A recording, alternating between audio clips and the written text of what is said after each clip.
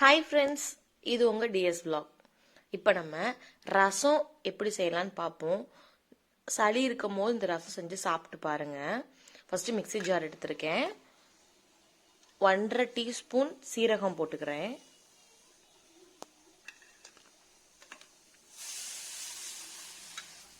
கொஞ்சமா மிளகு, நான் எவ்வளோ போட்டிருக்கேன்னு பாருங்க. ஒரு பச்சை மிளகா சிக்கிறேன். ஒரு கை நிறைய வெள்ளைப்பூடு சேர்த்துக்கிறேன். இது கூட நீங்கள் கருவேப்பிலை மல்லித்தலை இருந்தால் சேர்த்துக்கோங்க. என்கிட்ட இல்லை, நான் சேர்க்கலை. குறப்பாக அரைச்சி எடுத்து வச்சுக்கோங்க. வடைச்சட்டி அடுப்பில் வச்சு கொஞ்சம் எண்ணெய் சேர்த்து நம்ம தக்காளி ரசம் தான் பண்ண போகிறோம். ஃபஸ்ட்டு ஒரு 4 தக்காளி அது கூட சேர்த்து அந்த எண்ணெயில் சேர்த்து அந்த தோல் வேகணும். கலர் சேஞ்ச் ஆகணும். தக்காளி கலரே ஃபுல்லாக சேஞ்ச் ஆகணும். அந்த அளவுக்கு நல்லா நம்ம எண்ணெயிலேயும் அந்த தக்காளியை ரோஸ்ட் பண்ண போகிறோம்.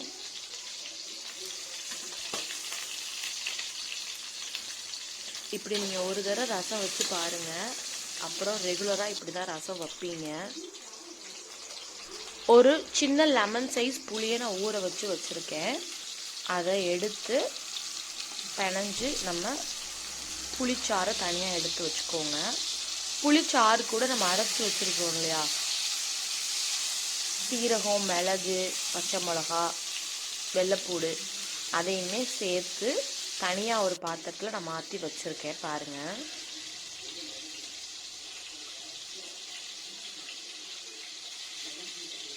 தக்காளி நம்ம அதிகமாக சேர்க்கறதுனால இப்படி தான் ரசம் வைக்கணும்.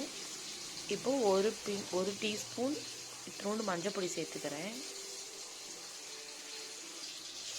இது தாளிக்க தேவையானது. என்கிட்ட கருவேப்பிலை மல்லித்தலை இல்லை, இருந்தால் நீங்கள் சேர்த்துக்கோங்க எக்ஸ்ட்ரா. இப்போ பாருங்கள், தக்காளி ஃபுல்லாகவே கலர் மாறிடுச்சு. தோலெல்லாம் வெந்து வெடிப்பாக தெரியும். இப்போது நம்ம அந்த புளி கரைச்சி வச்சுருக்கிறதுல சேர்த்துக்கலாம்.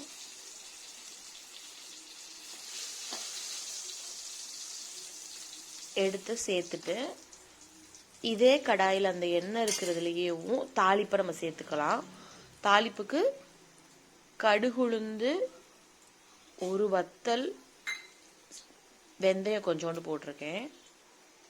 இது வெடிக்கிற கேப்பில் கொஞ்சமாக பெருங்காயம் சேர்த்துக்கோங்க.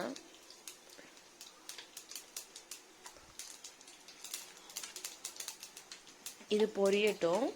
நம்ம அந்த தக்காளியை புளித்தண்ணியில் போட்டிருக்கோம் இல்லையா, அதை நல்லா பிணைஞ்சு வச்சுக்கோங்க. தக்காளி சுடும், கொஞ்சம் பார்த்து மசிச்சுக்கோங்க கையிலேயும். இந்த தக்காளி ரசம் ட்ரை பண்ணி பாருங்கள். எத்தனை பேருக்கு பிடிச்சிருந்துச்சுன்னு எனக்கு கமெண்ட் பண்ணுங்கள். நல்லா சூடாக இருக்கும், தக்காளி உள்ளெல்லாம் வெந்திருக்கும். இப்போ வடைச்சட்டியில் நம்ம ஏற்கனவே தாளிப்பு சேர்த்துருந்தோம்.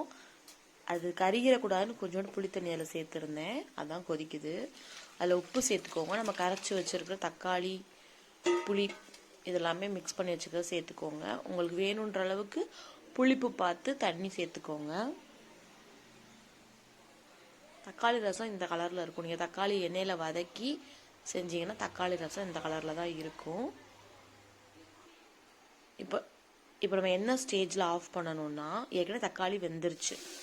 இப்படி முறைக்கட்டி லைட்டாக பபிள்ஸ் வரவுமே, லைட்டாக கொதிக்கவுமே ஆஃப் பண்ணி நம்ம சாப்பிட்லாம். இது சளி பிடிச்சிருக்கிற டைமில் இப்படி டம்ளரில் ஊற்றி குடிச்சு பாருங்கள். சூப்பராக இருக்கும். ட்ரை பண்ணி பார்த்துட்டு எப்படி இருந்துச்சுன்னு கமெண்ட் பண்ணுங்கள். தேங்க்யூ, பாய்.